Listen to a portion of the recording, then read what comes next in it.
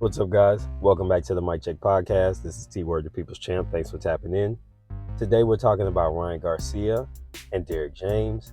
Before we get into the video, don't forget to like, comment, and subscribe. We do appreciate your feedback. All right, so let's get into it. First up, we're going to be talking about Ryan Garcia, and he recently had a fight with Gervonta Tank Davis. It resulted in a knockout or stoppage loss. He took a body shot in the 7th round.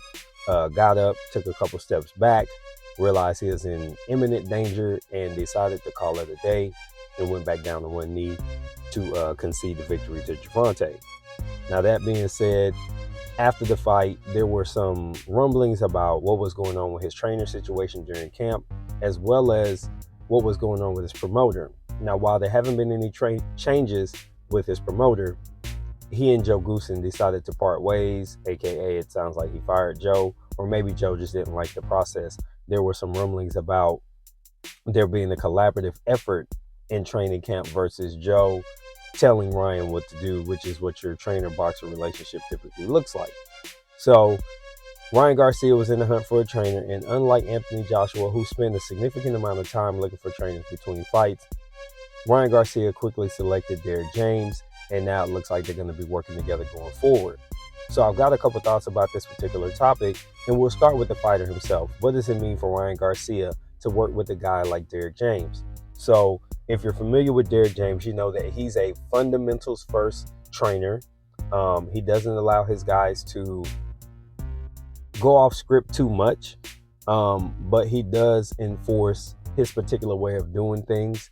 And for Ryan Garcia, I think a disciplinarian is absolutely necessary simply because he hasn't really had someone that was going to be on his neck. I think maybe to some degree he had that with Eddie Reynoso, but because Reynoso was fairly consumed with the champions in his stable, including Canelo Alvarez, Oscar Valdez, and at one point Andy Ruiz, I'm not sure exactly if there was overlap with Ryan Garcia at that time, but the point is, I don't think he's ever gotten the focus from a guy like that.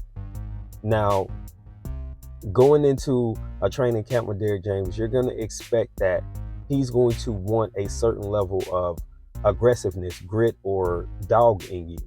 And to this point, Ryan Garcia hasn't really shown the type of toughness that guys like Jermell Charlo, Errol Spence Jr., and Frank Martin have shown. These guys, you look at them and you see tough men. You look at Ryan Garcia and he doesn't really fit the bill. One of these things doesn't look like the other. So now we'll get to the Derrick James part. And I just wonder, is he starting to get, is his training going to get a little watered down? Because how do you have enough time for these higher level fighters? The good news is these dudes only fight like once or twice a year, basically once a year. So when you look at something like he's going to be training Errol Spence, a camp for Frank Martin, a camp for Jermell Charlo. Oh, by the way, there's Anthony Joshua in the mix, and now Ryan Garcia. When you start to spread the product too much, it starts to water down. So that's my biggest concern with seeing Derrick James with him.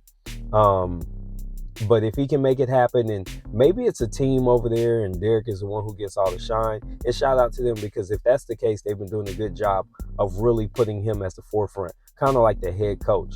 And I think that that would be a good fit. And I think that's more in line with how things work with Sugar Hill and in the Crunk Gym situation. To wrap it up, though, the last thing I want to mention is something that I believe would be a great benefit to Ryan Garcia in working with Derrick James is that those combinations and all the flashy shit you see him do in the videos that he's posting on social media, either the videos are going to stop or the style of the videos is going to change. And that's going to be huge for Ryan Garcia, simply because you'll start to see him pick shots, set up what he's doing better, set up his punches versus just throwing these predestined combinations that can be timed. I mean, you're going to need to develop something more than that left hook and maybe really work on the jab. And I think that that's something consistent across the stable of Derrick James is a very functional jab. I mean, one of the best with the jab is going to be Errol Spence. It's more of a volume jab.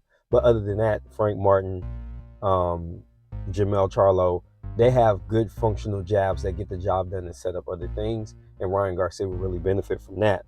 So there could be some benefits here specifically for Ryan. I just don't know how it affects the rest of the Derrick James stable.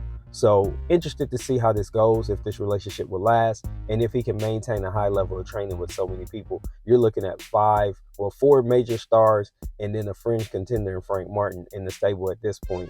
So it's like, who gets the time, who gets the focus. And if I had to pick one person, I'm thinking it's going to be Errol Spence Jr. because he was the first, but we'll see how it goes. So this has been T for the Mic Check Podcast. Until the next time, I'm out. Peace.